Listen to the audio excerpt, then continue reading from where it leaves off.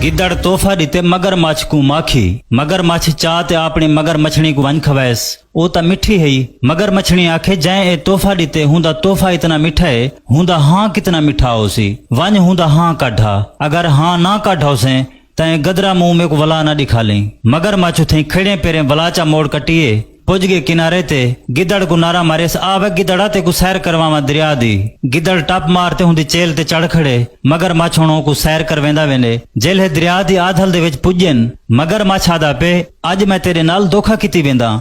तेरा हाँ कट ते मैं अपनी मगर मछली को देसा तोहफे दे विच। तेरा हाँ मिठा हो से। गिदड़ सोचे मार आज तो मैं मर गया, क्या करा हुण। गिदड़ उतलिया तलविया लेंदा पे मगरमच्छ को। यार तेरे नां ते मेरी जान कुर्बान है। माखी क्या शाय है, हाँ क्या शाय है, लेकिन मेरे को डासता सही। हाँ तो मैं बाहरों रखी आया, मैं तो में खाली आया पे तेरे नाल। मगरमच्छ आखे सही दस। गिदड़ आखे मैं सही आदा पे जोल चाहूं हाँ। मगरमच्छ वलाचा मोड़ कटिए। जै वेले किनारे दे नजदीक मगरमच्छ पुजे, गिदड़ टप्पा मारते किनारे दे पुज गए। गिदड़ मगरमच्छ को रोते आखेस यार मेरे को तैं कने ए उम्मीद करना है जो तू मेरे को मरे से। मैं तो तेरे नाल रोज वफा करेंदा, ते को माखी भी आन दितेम, बाकी खर्चे भी तेरे चाहिए वदा मैं। यार थी ते धोखा ना करें।